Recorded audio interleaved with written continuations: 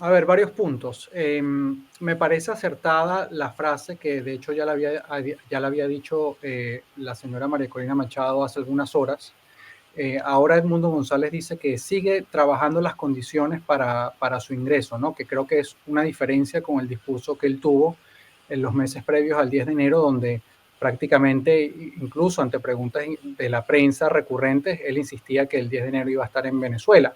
Creo que es una sinceración de su discurso en el sentido de que para que él pueda regresar a Venezuela tiene que haber un cambio en Claro. las condiciones, tiene que realmente abrirse la puerta para una transición.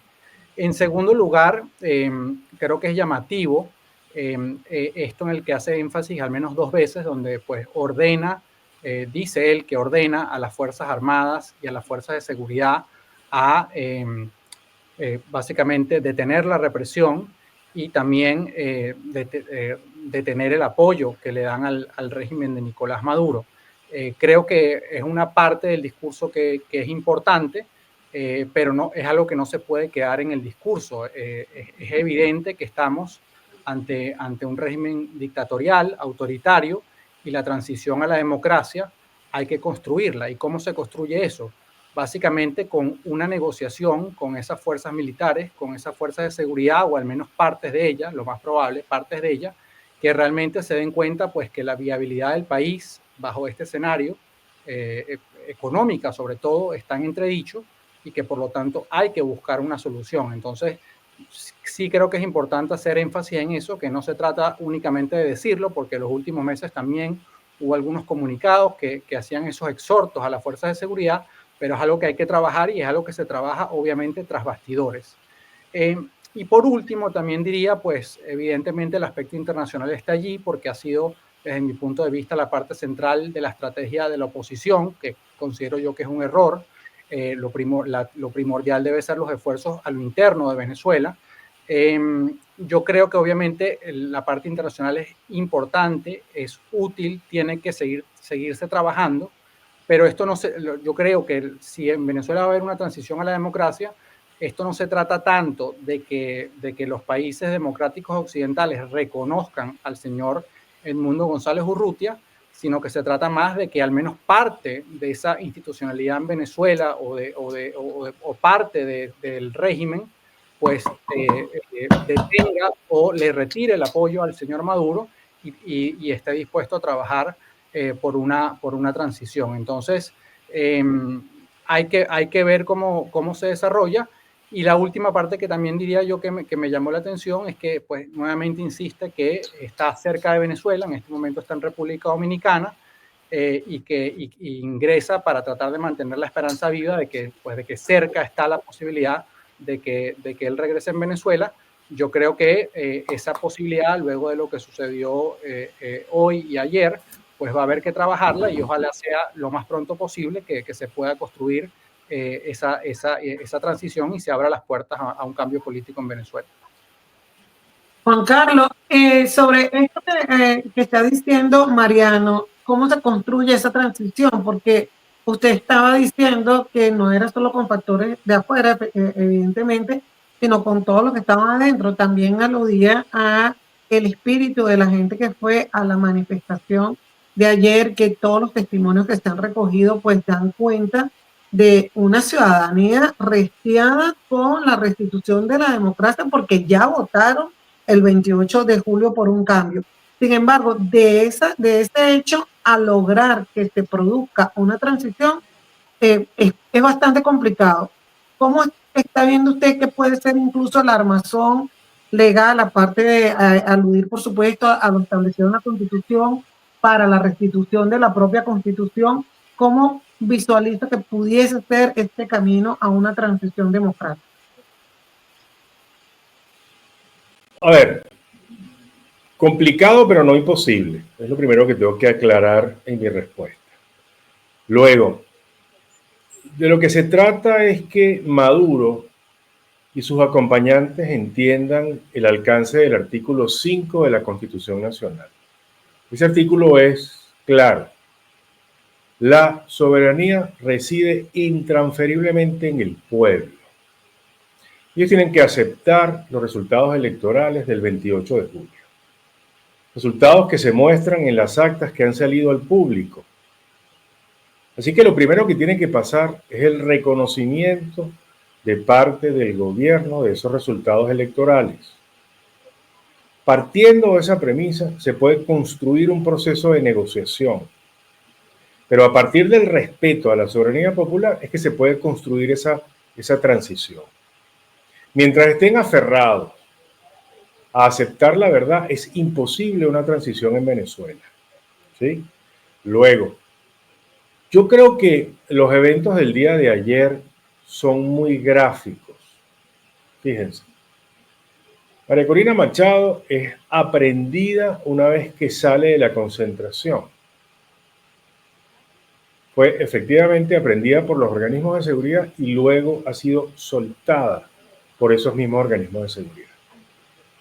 Nadie puede pensar en que el gobierno, el alto gobierno, quería que fuese soltada, que fuera liberada, porque quien dirige el Ministerio de Relaciones Interiores de Justicia en Venezuela, Justicia y Paz, que es Diosdado Cabello, ha repetido hasta la saciedad que María Corina es una terrorista y que donde la vieran la iban a meter presa.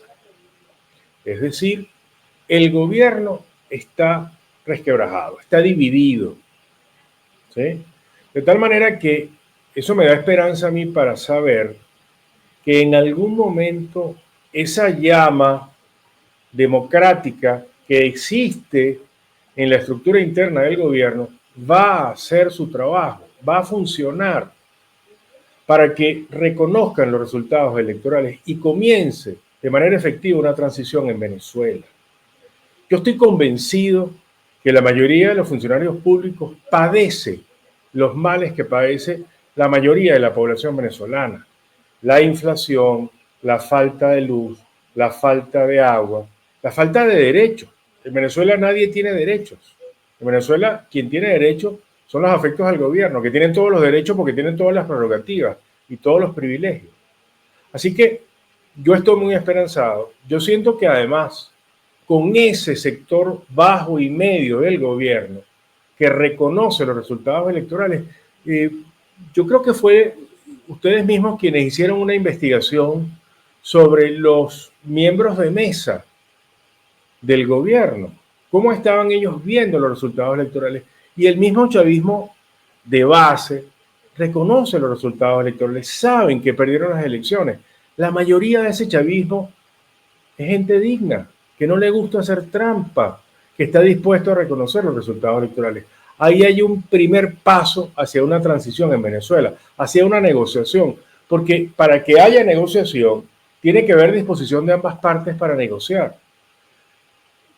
El señor Edmundo González ha venido diciendo hasta la saciedad que él está presto a sentarse a negociar una entrega pacífica del gobierno, respetando al otro, reconociendo en el otro su entidad política. Y eso es un buen primer paso. Hace falta que el gobierno, con la humildad que requiere la situación, con la dignidad además que requiere la situación, pueda entonces disponerse a un proceso de negociación, que yo estoy convencido que tarde o temprano eso va a pasar. La sostenibilidad del gobierno en el largo plazo es ninguna. No es posible. No se puede. Es decir, ¿cómo puede el gobierno tener algún tipo de crecimiento económico cuando está enfrentado al mundo entero? Eso no es razonable. Pero además está enfrentado en lo externo y en lo interno. Sí, yo creo que ese es un punto, pero el gobierno demostró del 2018 para acá que podía metabolizar, podía sobrevivir en medio de esto y no le ha temblado el pulso para ejercer la represión. Quiero dar la palabra ahora a Mariano, porque Mariano en la primera parte de la conversación había dicho pues esta necesidad de hacer un replanteo en la estrategia. El profesor Apis ha hablado también de trabajar con los sectores que están internos y con esos sectores medios y bajos que han reconocido que saben lo que pasó. Los de arriba también lo saben, pero los de arriba reciben demasiado beneficio. Están muy bien para pensar que puedan entregar el poder, pero los sectores medios y bajos están claros en lo que pasó también el 28 de julio. La oposición, sin embargo, una de las cosas que más se observa es que digamos que del lado del chavismo o del lado del oficialismo siempre hay como una línea, aunque no sea monolítica, pero una línea disciplinada. En el caso de la oposición vemos que está como un archipiélago en donde hay distintos grupos, distintos intereses, pero además también distintas teorías de cambio de qué es lo que se puede hacer frente al gobierno. En la misma manifestación de ayer, Mariano, pues no se vieron muchos dirigentes políticos. Algunos están siendo perseguidos y por eso están enconchados, pero otros, pues no pesa sobre ellos aparentemente ninguna persecución, pero no se acercaron. Y fue la gente espontáneamente la que salió a manifestar. Entonces, ¿cómo lograr conciliar internamente esa oposición para después, si hay que pasar a un proceso de negociación con una contraparte con la que hay una gran diferencia, como es el caso de el oficialismo, pues se pueda por lo menos intentar esta conversación? Fíjate, Luzmeli, yo creo que esa es la tarea principal, que obviamente estando fuera de Venezuela es una complicación concreta, pero esa es la tarea principal que debería tratar de adelantar Edmundo González Urrutia.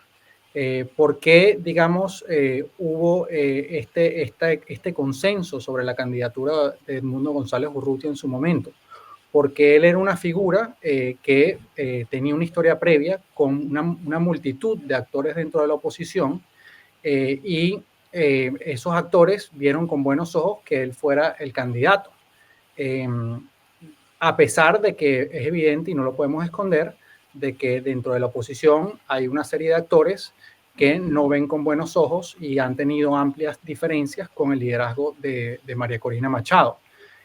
Yo creo que Edmundo González Urrutia, que obviamente le ha dado deferencia a María Corina Machado, porque María Corina Machado fue quien ganó las elecciones primarias, es la persona que debería, digamos, abrir los brazos y abrir una discusión amplia dentro de la oposición sobre cómo se construye una estrategia colectiva que tenga el apoyo de no solamente la mayor diversidad posible de actores políticos dentro de la oposición, sino que también esto se trata de construir vínculos muy fuertes con la sociedad civil organizada venezolana. Que eso es muy difícil, es totalmente cierto, más ahora después de la elección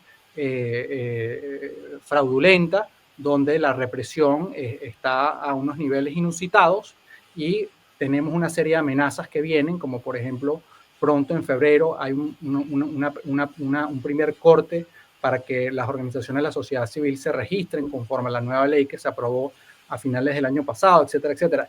Obviamente el contexto es muy complicado y lo que estoy planteando es difícil de hacer, pero hay que hacerlo, hay que tratar de hacerlo. Y también quisiera decir que, digamos, hay una realidad y es que no podemos caer los venezolanos, independientemente de que hay diferencias políticas y hay de diversidad, en esa tendencia que hay que reconocer que ha existido desde hace muchos años de quemar a los liderazgos, de, bueno, este lo trató y no lo logró, entonces lo desecho. Porque esa es una realidad que no podemos dejar de lado y que es una historia que le está pesando en este momento a la oposición, que es que, para no irme muy lejos, el señor Capriles lo intentó, pero al año siguiente entonces otros líderes salieron y plantearon la salida. Luego vino, para ir más rápido, vino el señor Guaidó, entonces el señor Guaidó se le criticaba que no pedía una intervención militar. No podemos caer en eso. Se trata de realmente, la oposición tiene que ser capaz de construir un consenso dentro de su diversidad y tratar de definir una estrategia. ¿Que hay un liderazgo que fue legitimado? Sí, pero ganar una elección no puede abrir la puerta a que solamente un pequeño núcleo impone una línea de dirección. La democracia se trata de continuamente negociar con quienes forman parte de tu equipo, pero pueden tener diferencias o forman parte del grupo de personas que quieren también, que tienen un objetivo común, que es recuperar la democracia. Entonces, allí también hay unas tareas pendientes que hay que tratar de adelantar y no se han hecho.